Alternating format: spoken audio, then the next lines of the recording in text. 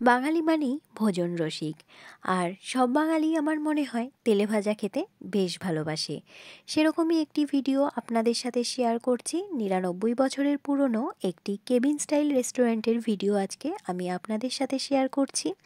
Hello everyone, welcome back to my channel. আশা করি সকলে খুব ভালো আছেন, আমিও ভালো আছি। আমি আমার চ্যানেলে বেশ অনেকগুলো কেবিন স্টাইল রেস্টুরেন্টের ভিডিও শেয়ার করেছি। আজকে সেরকমই একটি কেবিন রেস্টুরেন্টের ভিডিও শেয়ার করছি। নর্থ কলকাতার বুকে 99 বছরের পুরনো এই কেবিন রেস্টুরেন্ট।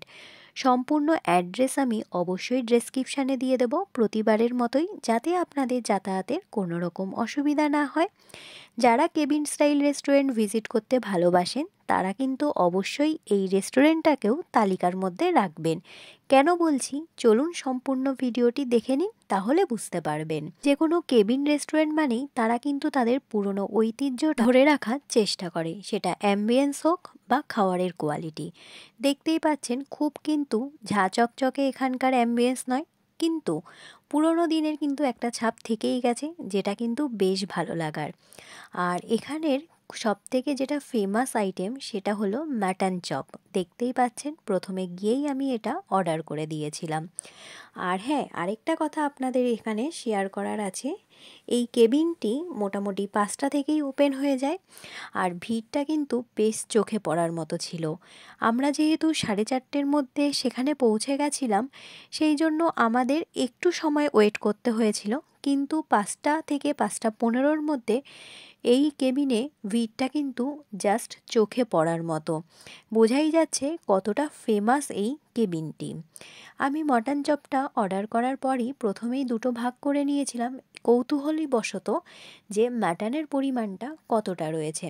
কিন্তু বিশ্বাস করুন, চপটা যখন আমি মুখে দিলাম, আমি কিন্তু এইটুকু ফিল করলাম এখানে আলুর পরিমাণ, মাটনের পরিমাণ জাস্ট অসাধারণ। মানে প্রত্যেকটা বাইটে এখানে কিন্তু আপনারা মাটন পাবেন, আর বুঝতেই পারবেন চপটা কতটা ভালো খেতে।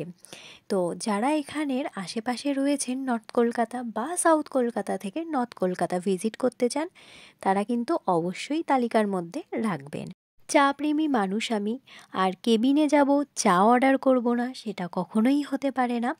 দেখলাম এখানে চাটাও কিন্তু মেনু কার্ডের মধ্যে রয়েছে, সেই জন্য আমি অগত্যায় চাটা অর্ডার করেই ফেললাম।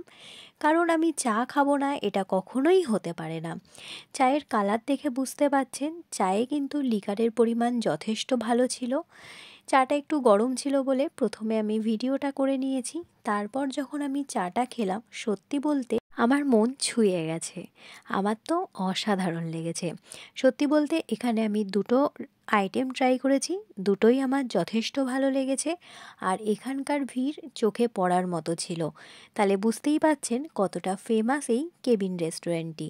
আমি অবশ্যই ডেসক্রিপশানে অ্যাড্রেস দিয়ে দেব, যাতে আপনাদের যাতায়াতে কোনো রকম সমস্যা না হয়। আর হ্যাঁ, আজকে আমার ভিডিওটি কেমন লেগেছে অবশ্যই কিন্তু কমেন্টের মাধ্যমে জানাবেন। ভিডিওর কোনো অংশ ভালো লাগলে পাশে থেকে যাওয়ার অনুরোধ রইল।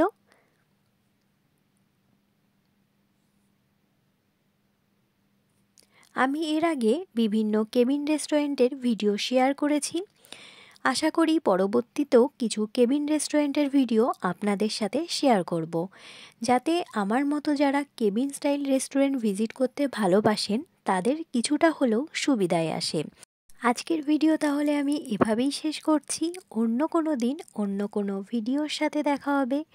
ততক্ষণ সকলে ভালো থাকবেন, সুস্থ থাকবেন, আর অবশ্যই নিজেদের খেয়াল রাখবেন।